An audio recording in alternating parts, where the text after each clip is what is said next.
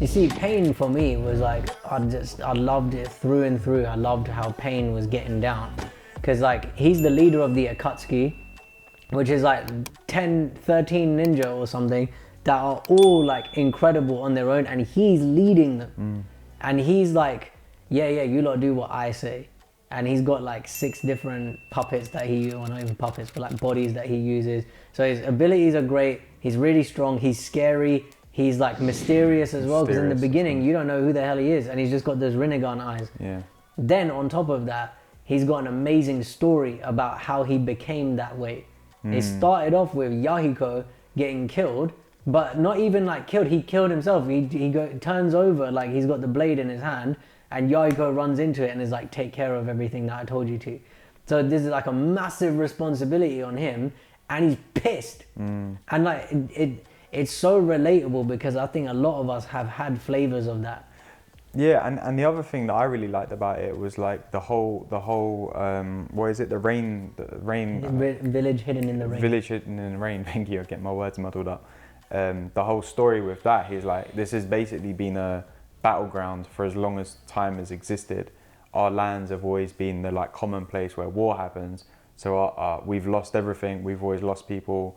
Our land's always ravished, and basically live in poverty. And he's like, his whole thing is like, I want peace in the world so that people can avoid living like this. But everyone, in his opinion, needs to experience that pain, hence the name, of the loss, of the anger, of the sadness, of the worry, of what the death, the, you know, whatever, the grief, to then be like, okay, cool, I think we should stop the war and just return to like not hating each other and causing all of this pain across the world. And that's epic, man. That's beautiful poetry, because it's like, think about, you know, you talk about relatable, think about the pain that we've lived through internally in our lives. And because of that pain, we're here today doing what we do in the world.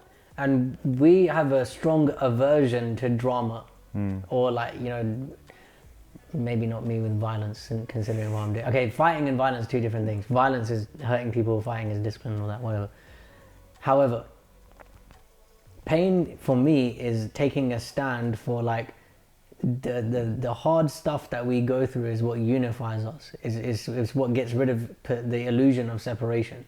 As if I had 1,000 conversations with 1,000 different people, we could bond on what broke us more than we could bond on what, like, you know, what we love.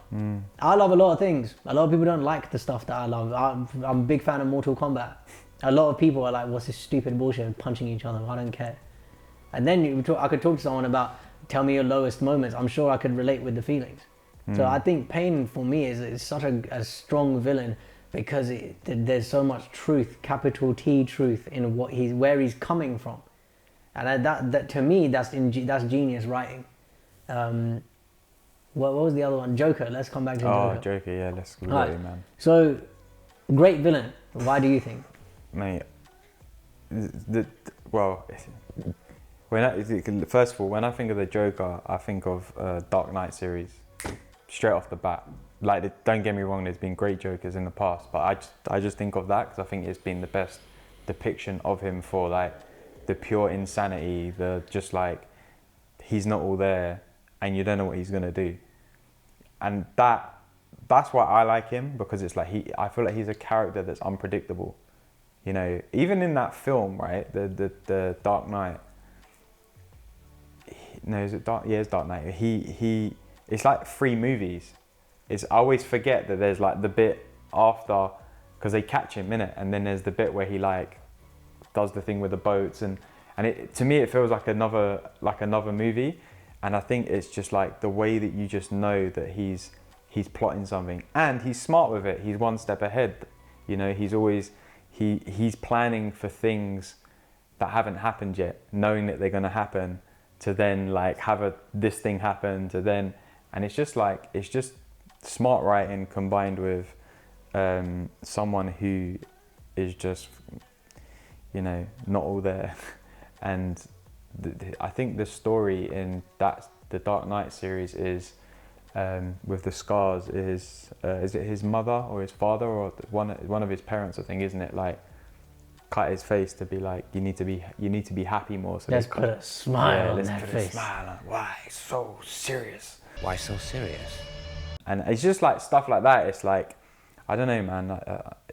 I just find that it's again, he's someone that you love to hate, but you're also kind of rooting for him because he's like, so for me, I love that he's.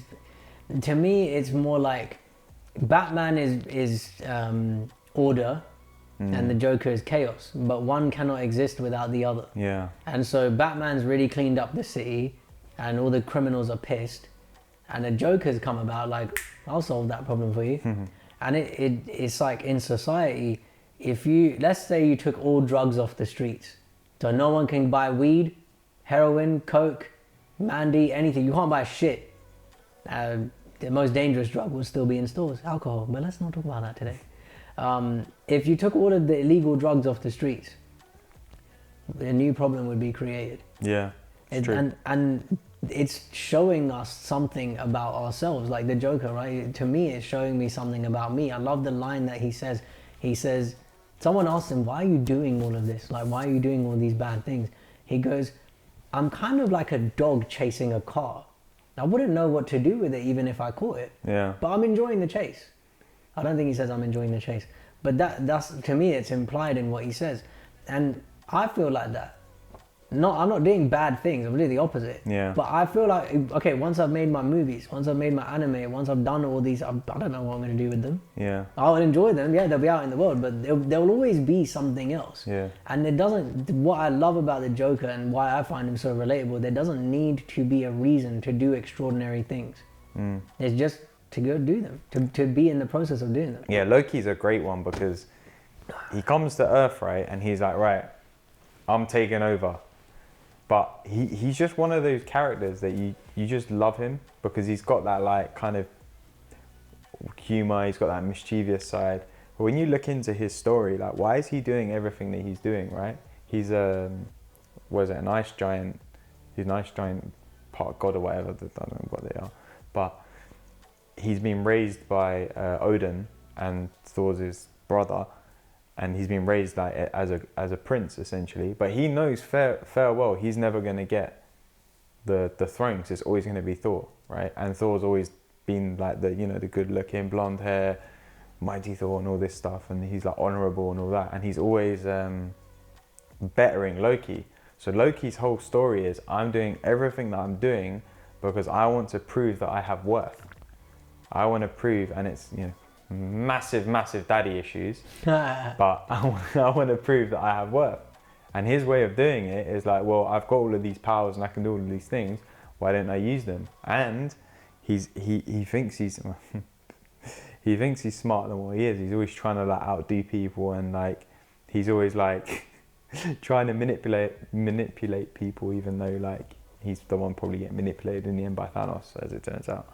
But I just love that because there's like how many people are there? How many times have I in my life tried to do something because I'm trying to prove something to myself about my worth or to other people, and look how it ends up. It's like it doesn't become a pretty situation. He ends up bringing a bunch of aliens to Earth to try and like take over, and it's like, for what?